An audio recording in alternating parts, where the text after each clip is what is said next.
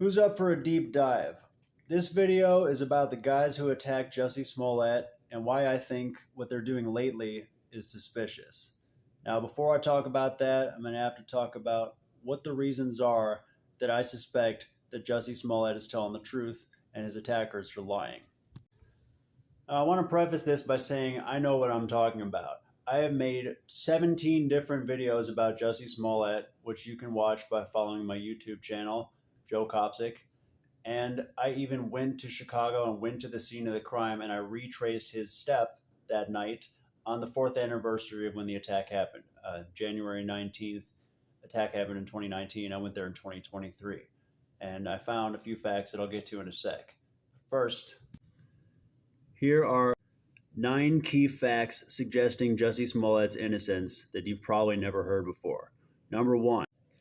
The Osundairo brothers admitted in an interview with Fox News to throwing Jussie Smollett to the ground. Here's that clip.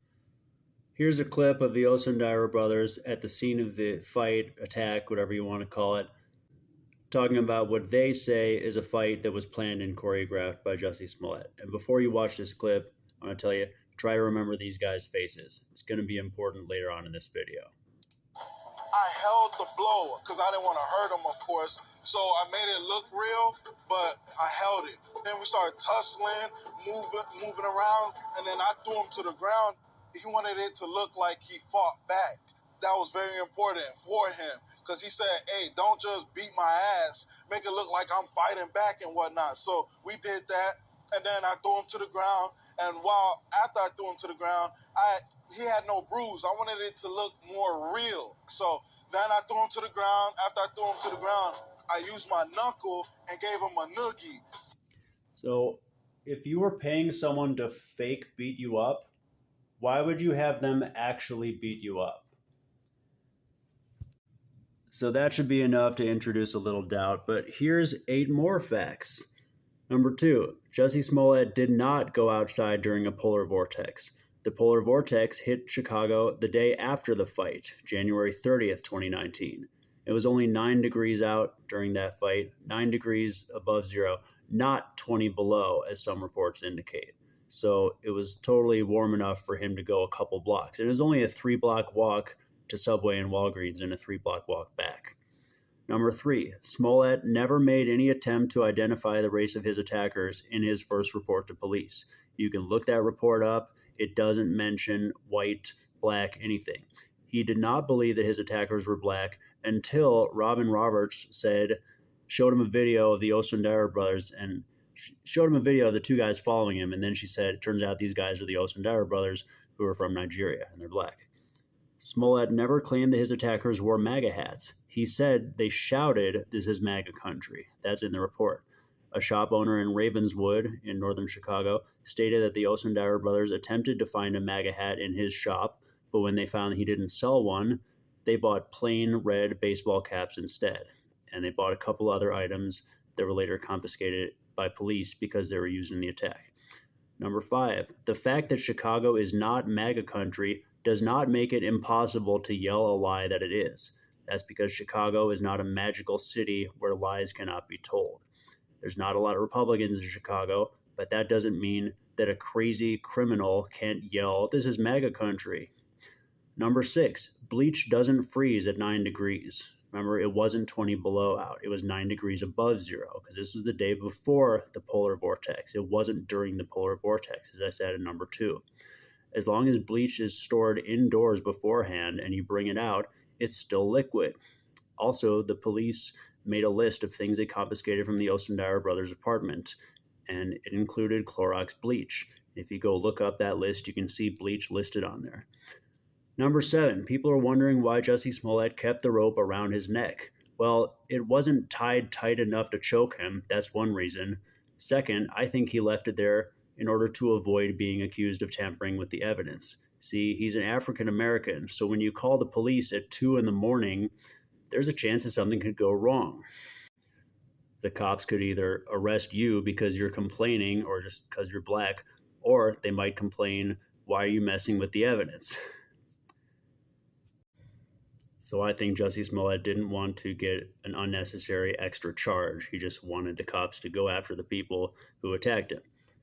Number 8, people wondered why Jussie Smollett said, "I'm not suicidal," and they threw around words like defiant during his sentencing. He was being defiant. It's like, no, he yelled a little bit so that people would know that he had no plans to kill himself. That's because he was afraid of getting murdered while in jail, like Jeffrey Epstein and other people have. He was worried that he would be killed in jail and never have a chance to tell his side of the story ever again. Number 9, people have accused Jussie Smollett of orchestrating this attack so he could get more attention and give more money to appear on his show, and accused him of attempting to profit from what happened to him. But the Osundaros could be accused of attempting to profit from what happened to them just as much, because after the attack, they sold Subway-themed merchandise on their website. They did that to make fun of Jussie Smollett. So like I said, on my YouTube channel, there's 17 different videos about Jussie Smollett, including one where I retrace the steps. If you have any questions, send me a comment on that YouTube channel or under this video on TikTok. I'd be glad to answer it. And dude, bro, what the F are you talking about? That's not a question. I am a serious researcher. I started writing an article about this. It got too complicated. I had to stop. I decided to do videos instead. Anyway, I know what I'm talking about. I've looked firsthand at the evidence in this case. There's no proof that there's transcripts of text messages and calls that the police weren't able to ever prove happened. They never supplied audio that any calls or texts took place planning the attack. So there's no evidence the attack was planned. The check that Jussie Smollett wrote to the brothers was for physical training. That's the stated purpose of the check. So here's why I'm trying to introduce some doubt about the Osundaro brothers' side of the story. That's because I think they're up to something suspicious. And just to refresh your memory, here's what they look like. We'll come back to that. Got to take you on a little detour here for a second. Here's an article from iHeartSports DC that says that the show To Catch a Predator inspired this guy, Shane Coyle, to pretend he's a teenage girl in order to lure predators. Okay, cool. So where do you want to meet? All right. So you can tell he's really good at impersonating teenage girls. But anyway, after a bunch of videos that this guy did came out, so he would basically get these predators to meet him, like truckers and stuff, and then he would confront them saying, "Hey, I'm the teenage girl you were talking to. You shouldn't be doing this, bro." And then people criticized this guy, Shane Coyle, because of his methods. Because basically he was just calling the truckers and meeting them and not getting the police involved. And he was basically just alerting the predators that he figured out that they were a predator. And then the predator just goes away. If they're a truck driver, they drive across the United States. They probably victimize some girl in some other part of the country. Maybe a few of them are deterred. But the point is, they don't get arrested. And this guy has effectively, whether accidentally or on purpose, he's tipped off these guys. Now, that has nothing to do with Jussie Smollett or the Osundaro brothers, but I'm going to tell you about a TikTok channel. And that TikTok channel is called PredHunters. Now, you think if these guys are serious about catching predators, maybe they wouldn't have a picture of Herbert the pervert, the pedophile from Family Guy, giving a big smile and a thumbs up. It seems a little distasteful. It seems a little insensitive to have your profile picture be a literal child molester when you're supposedly uploading the best predator content. What's the best predator content? What does that mean? That's pretty loose language for something so serious, right? They're busting criminals. They should take this more seriously, not treat it as entertainment. Now, remember what I said a minute ago about Shane Coyle, that if you're trying to catch predators, you shouldn't accidentally tip them off and send them away and send them on their way. And I say that because I'm worried that this channel on TikTok, PredHunters, might be doing that exact same thing. Watch this. Now here's PredHunters catching a man in his 60s who's trying to meet an 11-year-old girl. Listen to the tone in their voice. Oh my God! You got flowers? She got roses. They're cute. They are cute. Wow. Look at them posing with the doll and the flowers that this guy got. They're laughing. Roses are red, your shirt's blue, and pretty soon law enforcement's not going to care about you. They're saying poems.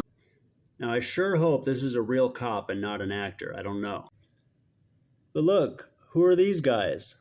It looks like the Osundara